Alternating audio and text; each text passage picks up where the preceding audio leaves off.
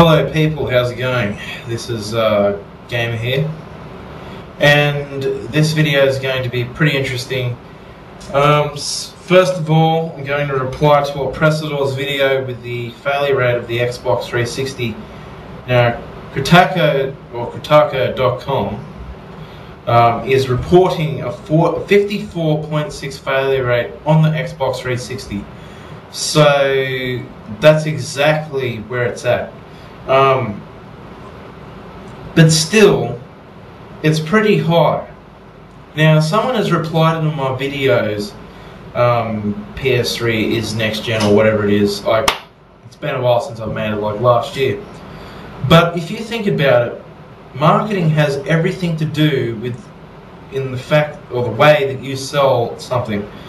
Now, if you sell a product that's going to fail so many times on people, the customer, wouldn't you think as the customer, okay, this system is broken on me, think of this, would you go back and pay your money for that same system that's going to break on you at least twice, maybe 3 times?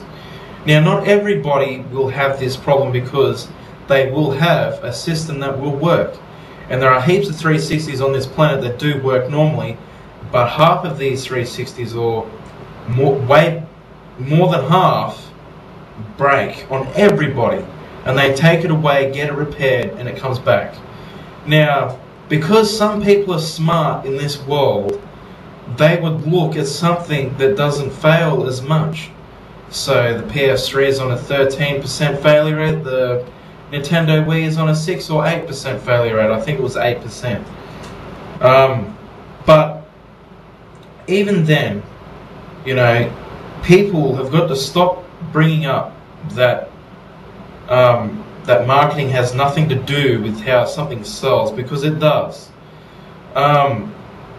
It's like, and also to people that say that, not even like the smartest of people, like, you shouldn't have to bring up hardware in a console war. It's probably like the most stupidest thing, because, you know, it's not about the hardware of a console. It's about the games, the content, and what it brings to the plate.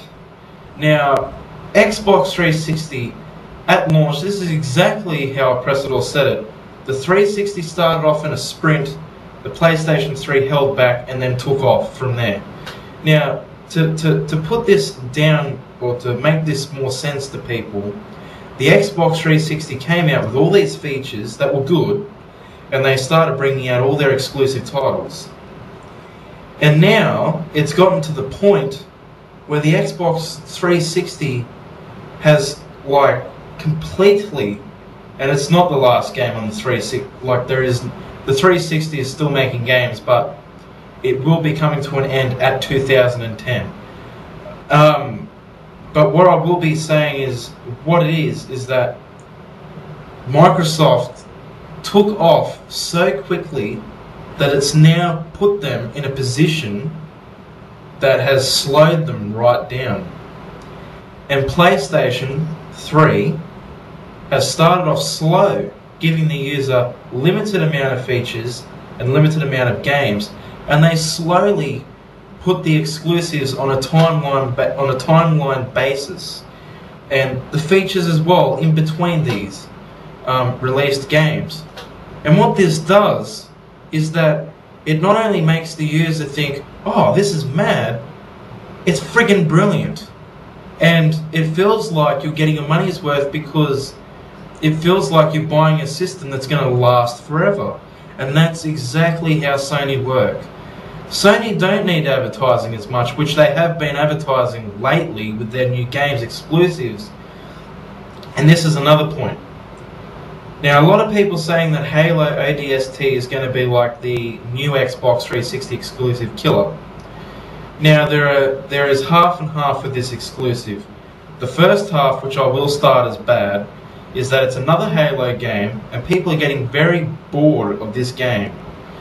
Like, I'm not saying that for everybody, because there is lots of people out there that are looking forward to it, and I hate to admit this, but Halo ODST does look okay, but it's nothing that's going to be go out there and buy. It's just going to be something that when it's out for a while, when the price comes down, I will get it just to see what it's like. And I will finish it because, obvious reasons. Now, I don't think Halo ODST is going to be all and end all. That's the same with the Halo series. The only reason why the 360 users idolize this so much is because of the number of 360 owners in that community, because it is the only decent FPS shooter on that system.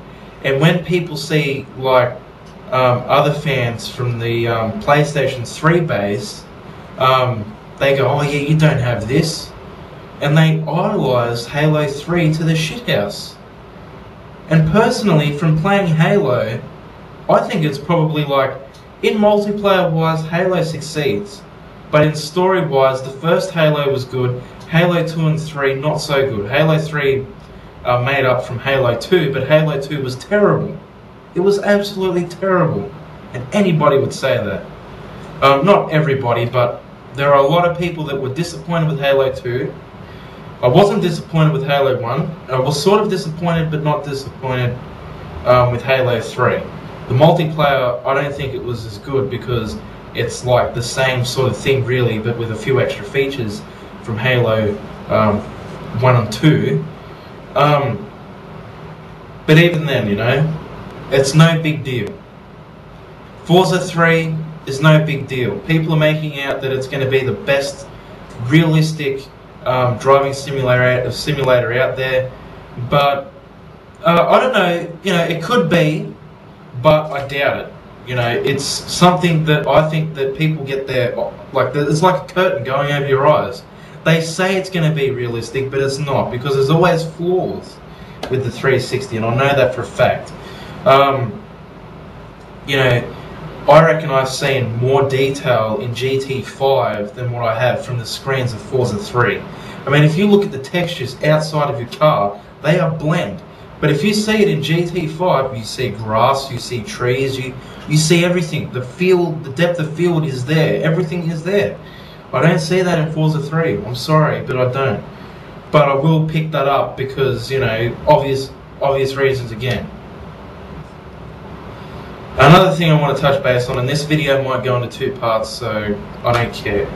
Project Knuckle. Okay, that is probably the most decent thing I've seen on the 360 out of this whole release. The only problems I see is that when people are going from menu to menu, just going like this, I mean, that kind of gets stupid because, I'm not saying this out of being envious or jealous, I'm just saying this because personally I think that's a little bit crazy. What's wrong with your thumbsticks? I know I'm holding a PlayStation controller, but you get the idea. I don't want to have to sit there and do that. I know you might be thinking, oh, I'm lazy, and gamers are lazy. That's the whole point of gaming, to sit on the couch, relax, and have ease of access to your games and media and shit like that. Not to sit there and go, It's completely ridiculous. But the only decent thing that I found was the fact that you have a digital person in a digital world. You hand this person anything and it registers on the screen, and you talk to it like it's a person and it talks back to you. And that is the only decent thing I can see from this project. Now, if they can pull half of this off, it's still a winner for me. But that is the only thing on the 360 that is only worth getting. And some people might debate, well, is that worth $300? To buy a 360 unit and to have that game? Personally, I don't think it's worth it. But if you own a 360, then it's worth it. And yeah.